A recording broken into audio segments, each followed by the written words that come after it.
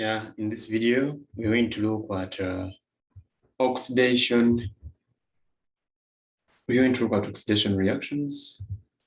And yeah, we know that these compounds, the carbonyl compounds, can be oxidized, but we shall see the limitations or the ones which cannot be oxidized. So let's continue and look at oxidation reactions. Oxidation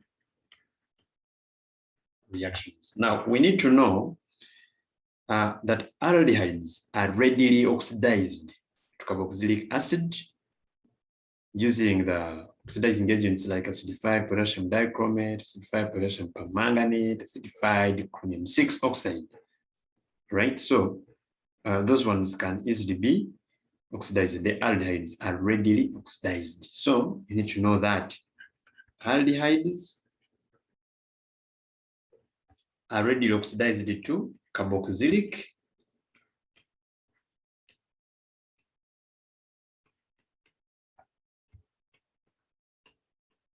So it means you have to use appropriate oxidizing agents and you get carboxylic acids. But ketones, or what we call the alkanones, these are alkanals. These are alkanals, but these are alkanones.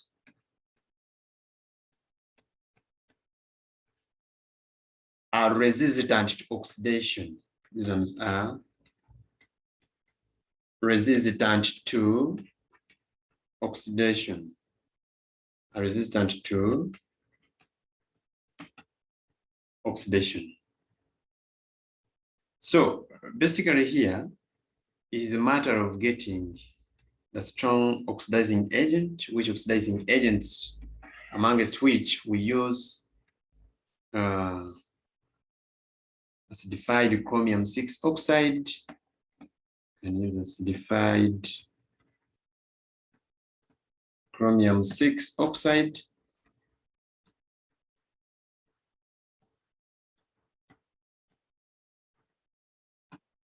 We can use acidified potassium dichromate.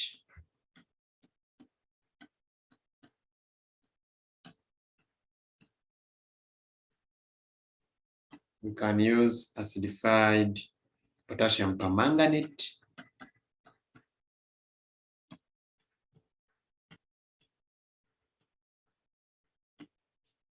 Right, so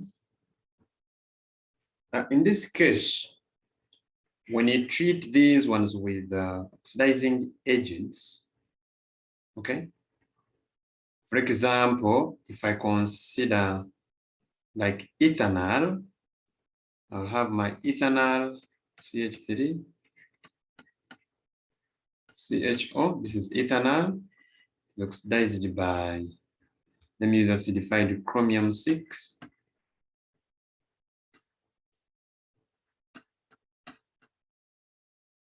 Must heat. And we say that you form carboxylic acid. So if it is ethanol, we shall form ethanoic acid.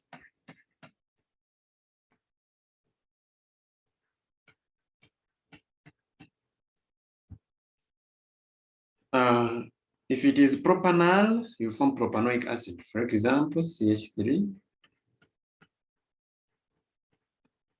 CH2CHO. Now let me use dichromate, potassium dichromate. Solution. Heat, form propanoic acid.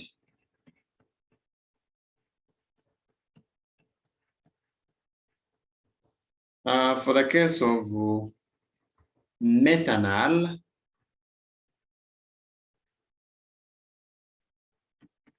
if it is oxidized,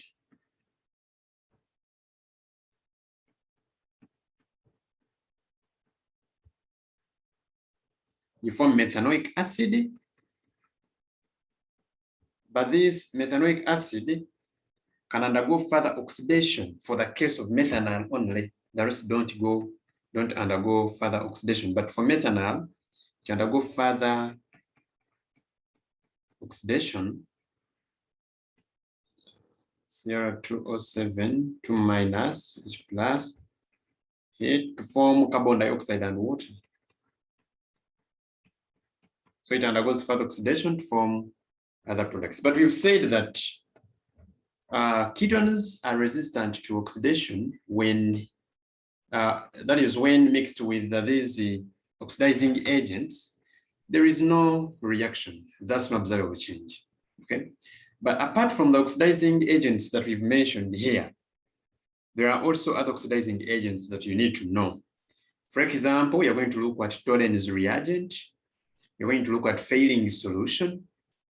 And now, since they are also oxidizing agents, they also only react with alkanals, but not alkanols, meaning that also those other oxidizing agents which we are going to talk about, since they're oxidizing agents and ketones are generally resultant, rather resistant to oxidation. So it means that even with those different oxidizing agents, the Tollens reagent and the Fehling reagent do not react with these ketones or alkanols. So it is specifically aldehydes or the alkanals that undergo oxidation by all those oxidizing agents that we are talking about. Interestingly, so what I'm going to do is now to summarize those oxidation or other oxidizing agents. All right.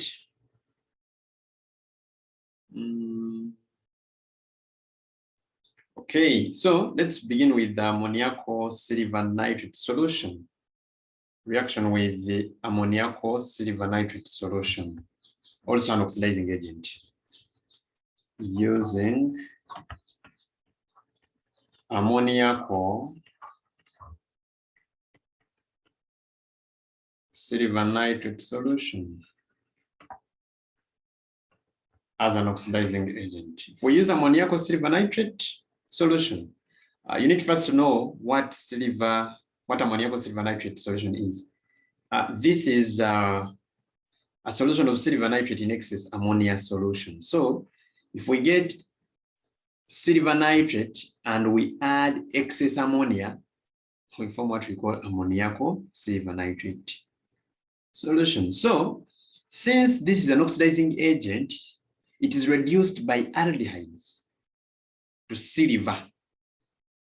Okay, so this silver is formed as a deposit on the wall of the test tube, and the observation we normally state is that a silver mirror is formed. All right, so observation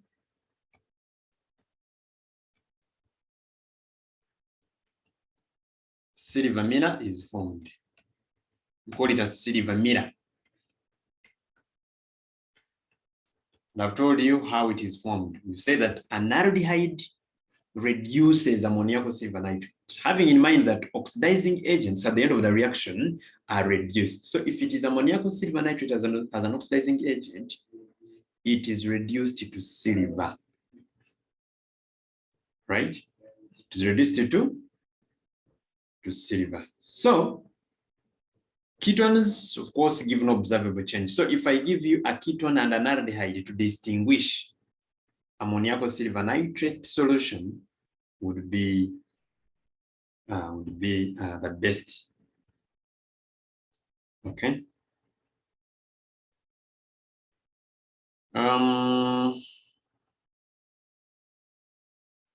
So for this case, we need to know that the reaction with those aliphatic aldehydes is immediate, but benzaldehyde requires warming. Eh? So when other aldehydes, aliphatic ones, the ones which don't have the benzene ring, can undergo oxidation very fast. Okay? Yeah, can undergo oxidation very fast. But with benzaldehyde, having the other benzene, it requires warming. All right? So what we need to know is that this reagent here is what people go ahead to call Tollens reagent. Tollens reagent. So if they give you Tollens reagent, just know they have given you ammoniacal silver nitrate solution. So when you're talking about silver mirror being formed, one may need, you may need to understand the equation for the reaction. So that silver metal that is observed, as I've told you, on the sides of the test tube is observed as a silver mirror. For example, if you have like ethanol, CH3CHO, plus ammoniacal silver nitrate, you say that it is silver ions, because silver is from silver nitrate solution, then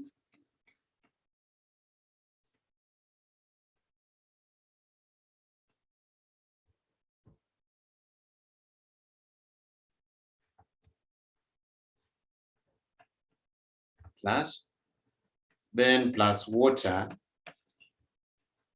This is ammoniacal silver nitrate. So an aldehyde is oxidized to a carboxylic acid, so we shall form ethanoic acid, and the ammoniacal silver nitrate is reduced to silver metal and ammonium ion. We are going to look at the details of distinguishing, as after the notes we shall have revision questions we go through together. So that is the reaction with ammoniacal silver nitrate. Then we also have Fehling solution.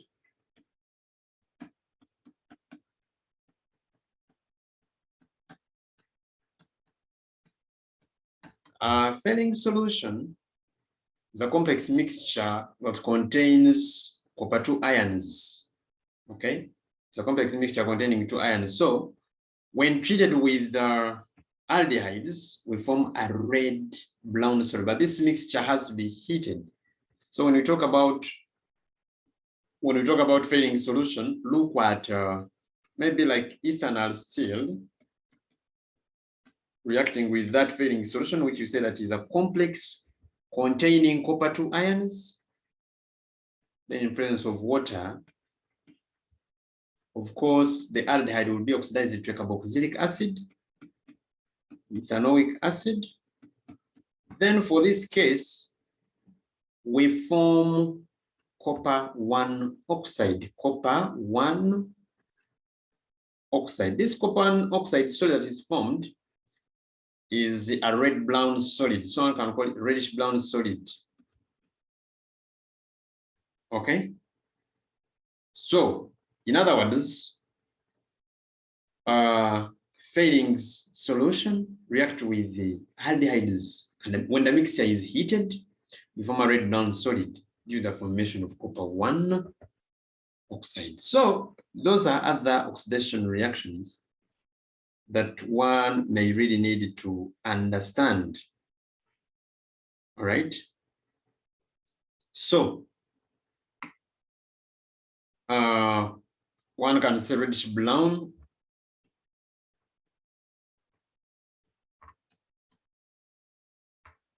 All right, reddish brown. So, the observation, as we've stated, reddish brown solid.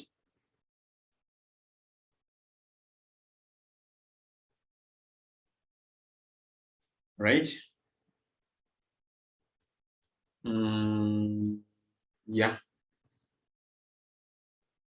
So, we've seen cases where acidified, ammoniacal silver nitrate is reacting with an aldehyde in presence of water to form a silver mirror.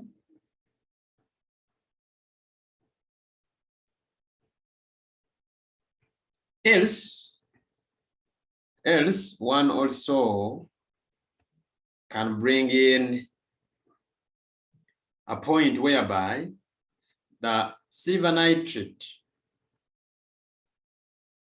that ammoniacal silver nitrate, can be used in or can be diluted with aqueous sodium hydroxide, okay, until the brown precipitate dissolves. So still, but I didn't want to take you that much far.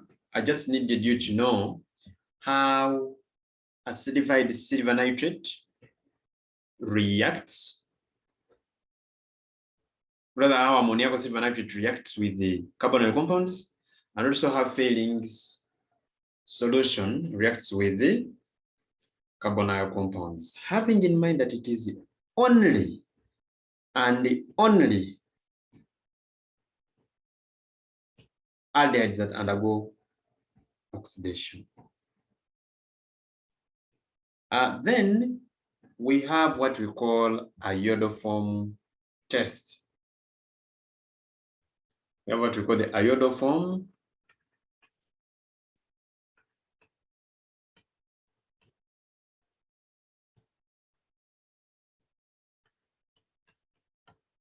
The iodoform test. Now, when we say iodoform,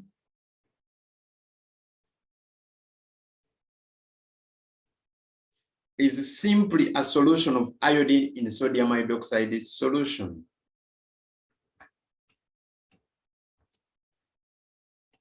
Solution of iodine in sodium hydroxide solution. So, when you get iodine solution and you react it, or when you have sodium, when you have iodine solution followed by sodium hydroxide solution, when you add that dropwise to a carbonyl compound and you let, of course, you'll form a yellow. You'll find that that solution will turn pale yellow. When you let the mixture, or when you warm the mixture and allow it to stand, you find that any methyl ketone and only one aldehyde, which is ethanol, will form a yellow precipitate. So in this case, this iodoform test, in aldehydes, it is only ethanol that gives a positive test. Only for aldehydes, only ethanol gives a positive test.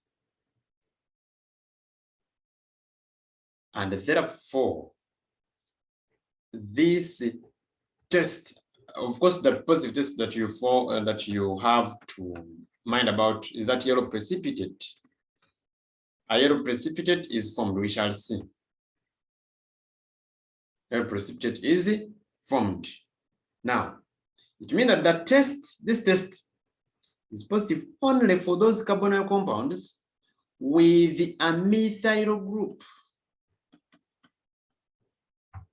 attached to carbonyl carbon.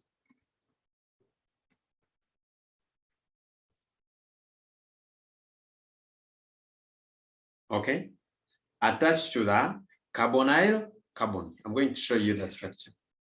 Now, what causes iodoform test to also be counted as an oxidizing agent test?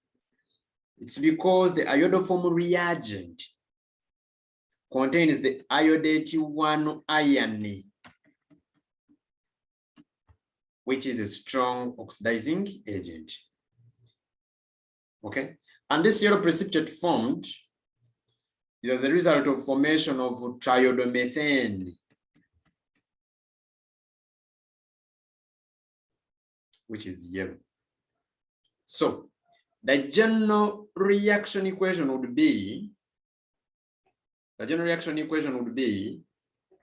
a carbonyl compound We have said that methyl group attached to a carbonyl carbon. So the carbonyl compounds of this form react with iodine and sodium hydroxide to form a salt and water and triodomethane and sodium iodide.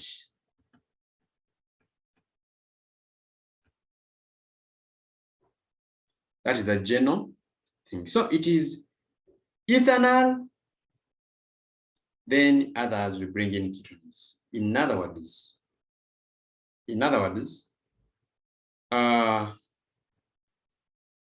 for this iodoform test, right, we need to know that this reaction is for carbonyl compounds of the structure CH3, C, and methyl group is attached to carbonyl carbony in iodine solution in presence of dilute sodium hydroxide to form a yellow precipitate of triodomethane.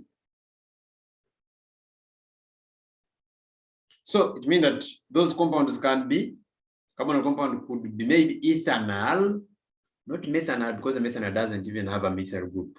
So ethanol, propanol, butane, etc. Okay, but other carbonyl compounds like methanol, which is HCH, cannot react with the iodoform, or it cannot undergo iodoform reaction. Compounds like CH3, CH2, CH cannot react with the iodoform reagent. Why? We need a methyl group, but this is an ethyl group attached to the carbonyl carbon. But those ones like ethanol, which is CH3, C, this one can, CH3, C, that is propanol, it can very well. Then we have CH3, C double bond, or CH2, CH3. This one can, because the methyl group is attached to a carbonyl carbon. So that is it. So if we had to pick like a simple reaction, for example, I can use an example of propanol, CH3, C double bond O, and CH3 plus iodine plus 4 sodium hydroxide. I will form triodomethane, which is a yellow precipitate solid, plus sodium ethanoate, then plus water, and then sodium iodine. So that is what we form. Now, it means that this solution, the iodoform test, can be used to distinguish between such compounds, HCHO and CH3, CHO, whereby the solution would be, the reagent would be iodine solution in presence of sodium hydroxide solution. That is the reagent. Then the observation, no observable change, a yellow precipitate. The same applies to CH3, CHO, and benzaldehyde. Still, this one will give a positive test, no observable change. But the reagent, you need to know the reagent. Iodine solution in presence of sodium hydroxide solution.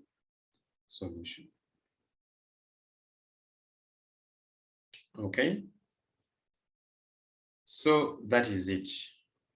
That is it all about iodoform. So those are oxidizing oxidation reactions. Then we've got reduction reactions. Reduction reactions.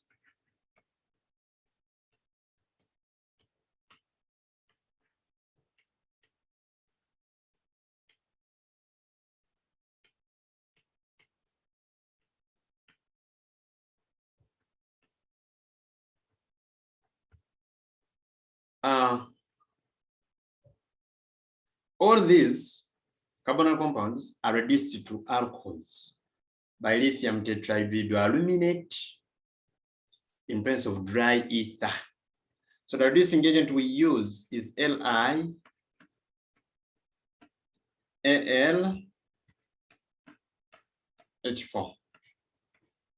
which is lithium tetrahydroaluminate,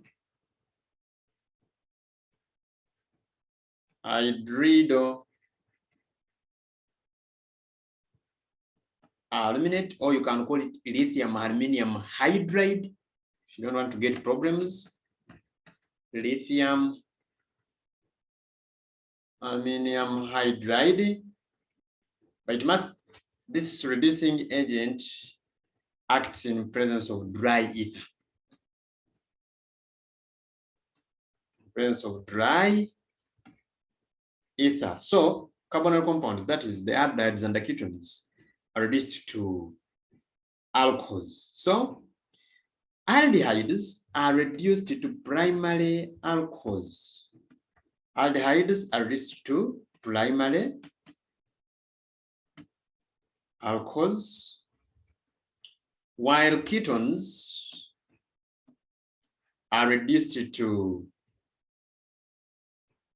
secondary alcohols. Meaning now, primary alcohols oxidized to aldehydes, and secondary alcohols oxidized to ketones.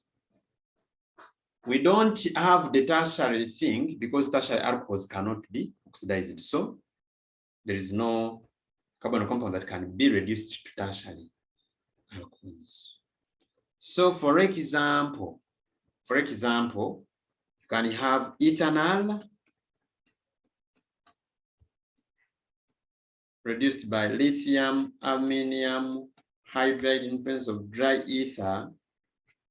We form ethanol.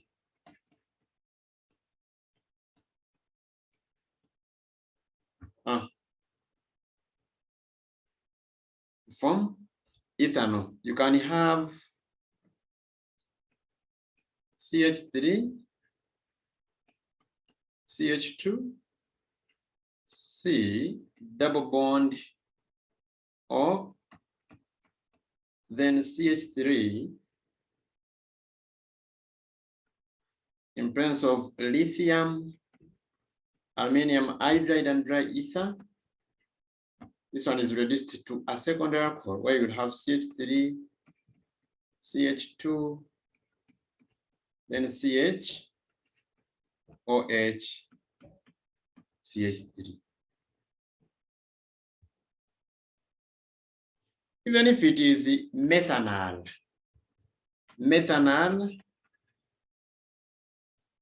HC, HO. Lithium aluminum hydride in presence of dry ether will be reduced to methanol, CH3, OH. Same applies to benzaldehyde.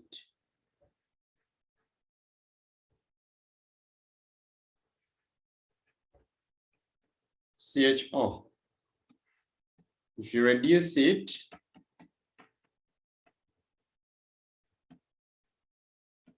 you form phenylmethanol.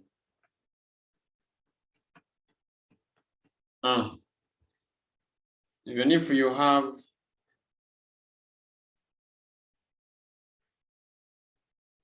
phenylethanol,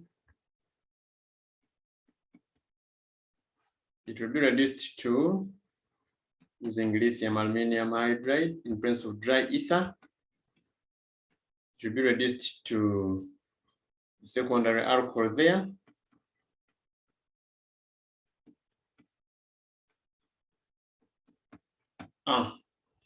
So that is the reduction action, or the reducing, how these carbonyl compounds undergo reduction reactions. I am still having 2 reactions to go, and let me bring in the reaction with the phosphorus pentahalides. Phosphorus pentahalide.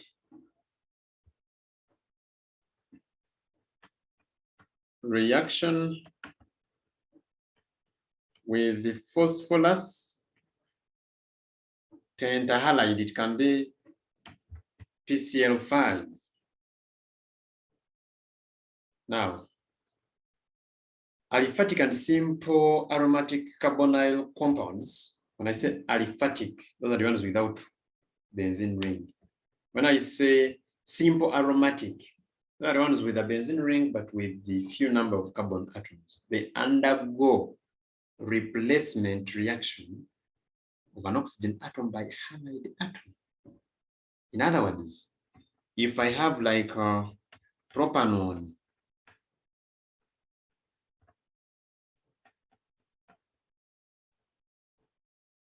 if it reacts with the phosphorus pentachloride, we say that this compound undergoes replacement reaction, whereby the oxygen is replaced by a chloride.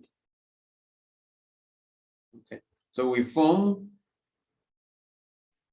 CH3, C, then Cl2, CH3, plus phosphorus pentabromide. No, sorry, we form, we can use phosphorus pentachloride or phosphorus pentabromide. So we form PO, Cl3, because the other 2 are already using there. Or if you use Br, here you'll be having Br3. Or if you consider a ketone plus PCl5, sorry, you form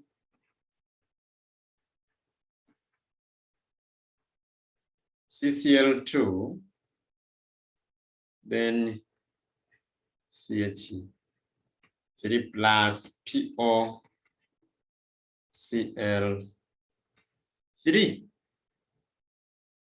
So this is a replacement reaction. Now oxygen is replaced by the halide atoms. So that is the reaction of carbonyl compounds with phosphorus pentahalides.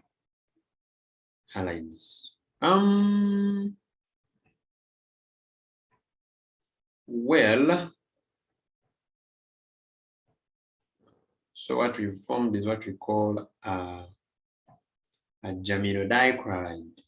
A geminodichloride. Even if you have benzaldehyde,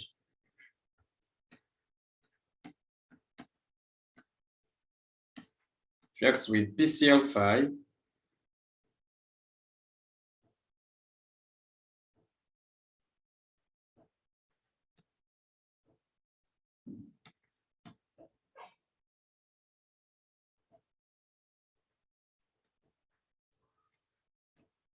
to form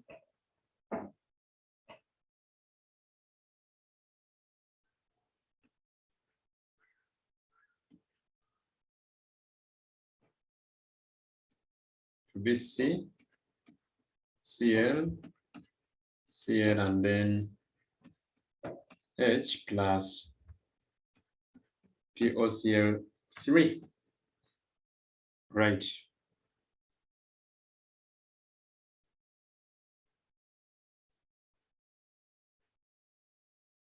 Okay, then we shall have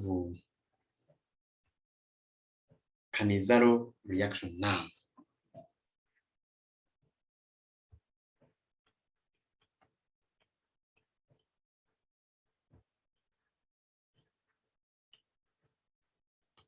Cannizzaro reaction.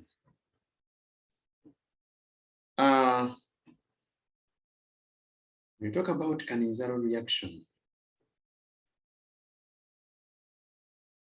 This is all. It is an Aldol condensation reaction still.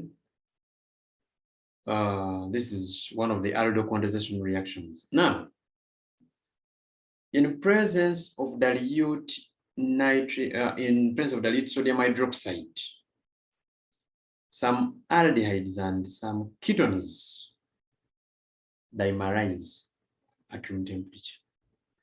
So you need to first know that we use dilute sodium hydroxide and it is room temperature. So some aldehydes and ketones dimerize to form hydroxyl carbonyl compound called an aldol. So the aldehydes, some aldehydes and some ketones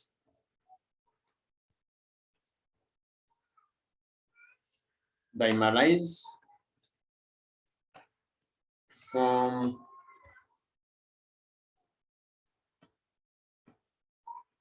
a hydroxyl compound called an aldol.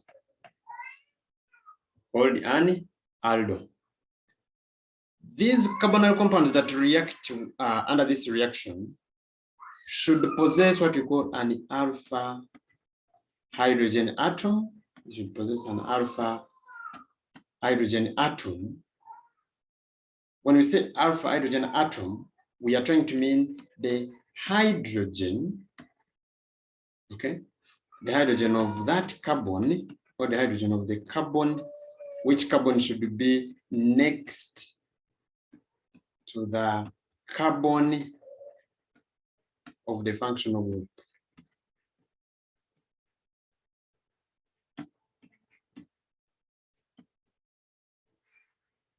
So the carbonyl compounds that have what we call an alpha hydrogen atom are the ones that react with dilute sodium hydroxide at room temperature. But we've said that an alpha hydrogen atom, that hydrogen of the carbon next to the carbon of the functional group. Okay, for example, if you write CH3, CHO, this compound has got an alpha hydrogen because it has that hydrogen, okay, hydrogen of the carbon next to the alpha group. For another thing is the CH3, COCH3. So all these compounds undergo what we call Cannizzaro reaction. Let's see what takes place when they are reacting. Excess, for example, ethanol react with the dilute sodium hydroxide, should be aqueous at room temperature.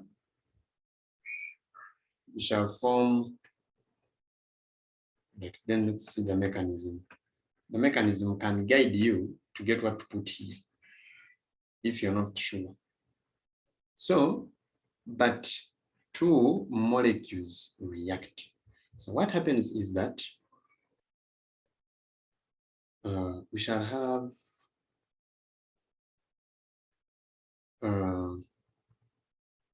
CH2, then CHO, then H, then I bring my OH. So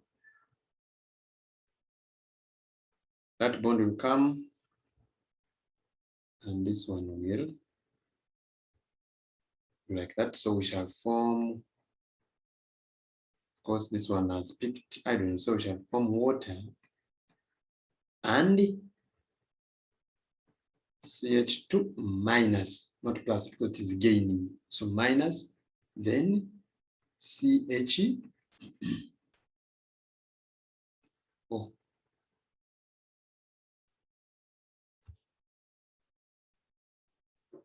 Now, this one that you have formed is the one that will react with another halide that is there. So it will be CH3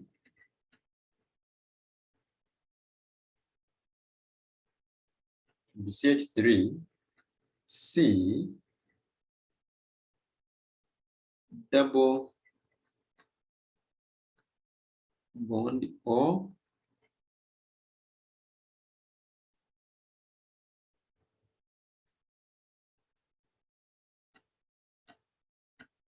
then H partially positive, rather sorry, partially negative, and then carbon partially positive.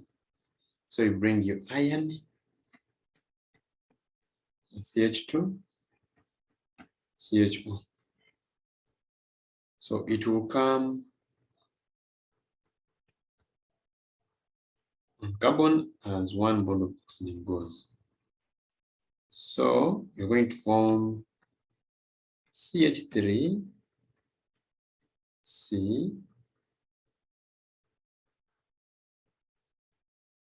O minus. All right, then H, then you bring this CH2 CHO. We shall add water. On addition of water, this one will become hydroxide. So we shall have CH3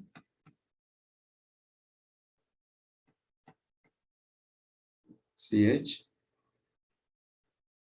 OH CH2 CHO. Then the other OH that has remained will form hydroxide ion. So that is what will form. Let me do you the final example here. What if it is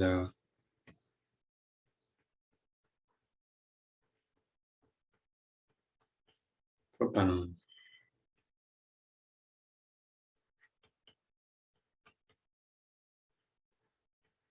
That is sodium hydroxide at room temperature. The other one was 3-hydroxybutanol, 3-hydroxybutanol from the previous example. So for this case here, for the mechanism, we shall have HO and H, CH2, COCH3.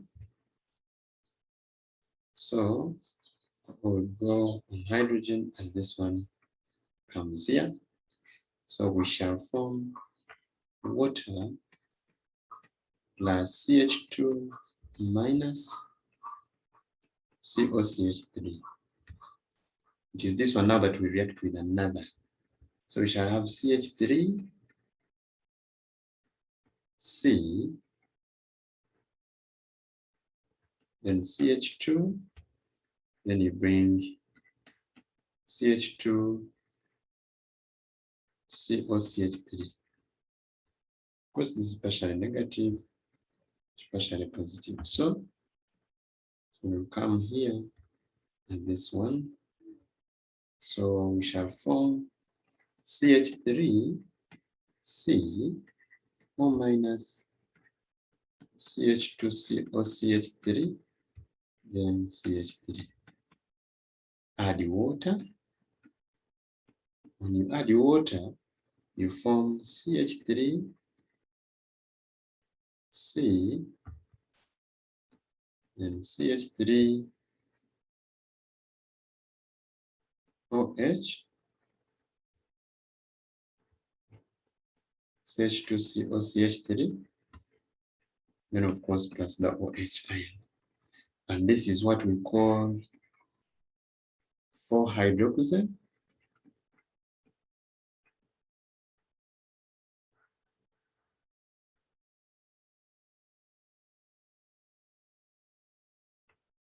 Hydroxy, 4-methyl,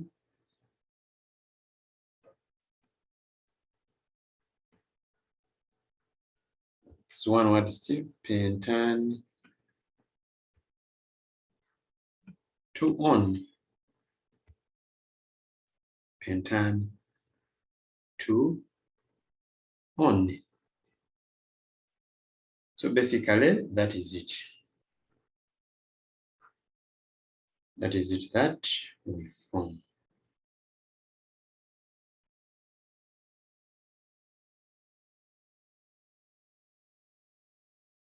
Right.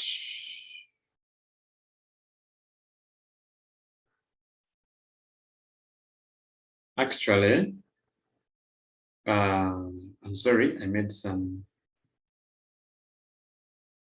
I made a mistake. I made a mistake by calling it Cannizzaro reaction. I made a mistake. The reaction is just Aldol. It is Aldol condensation reaction. What we've been looking at is the Aldol condensation reaction. The Cannizzaro reaction, we use concentrated sodium hydroxide. Yeah, we use concentrated sodium hydroxide. So what these two examples, because that is why you form an Aldol. An Aldol that is formed at the end. So these two mechanisms that I've done, or these two reactions I've looked at, are for Aldol condensation reactions. But with Cannizzaro reactions, that is something else which we may not be interested in right now. So well, we are having it taken that way. These are Aldol reactions. Very, very, very much tricky. It can be examined, right? They can be examined. So you need to be very, very smart. Aldol condensation reactions can be examined. So what I'm going to do in our next lesson, I will summarize for you reagents that we use in this topic. Then we do some discussion questions, which will involve synthesis. We shall do some examples, like sort of revision of the topic, because the topic is kind of done. So we shall just do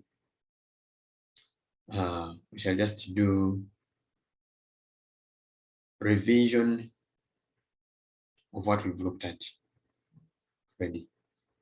And I do believe the moment we do revise, it is going to be the easiest feeling for all of us. It's going to be the easiest feeling for all of us. So we've looked at addition reactions, that is using sodium hydrogen sulfide and cyanide. Reduction, we finished that. Condensation reactions, looked at them. Oxidation, we've looked at them. Aldol, we've looked at it. That is what our syllabus tells us to cover as far as carbonyl. So we are left with distinguishing, practical identification of the functional group, and uses of carbonyl compounds. So in our next topic, in our next lesson, just one lesson like this will get us, or will have us cover everything. I wish you the best. See you.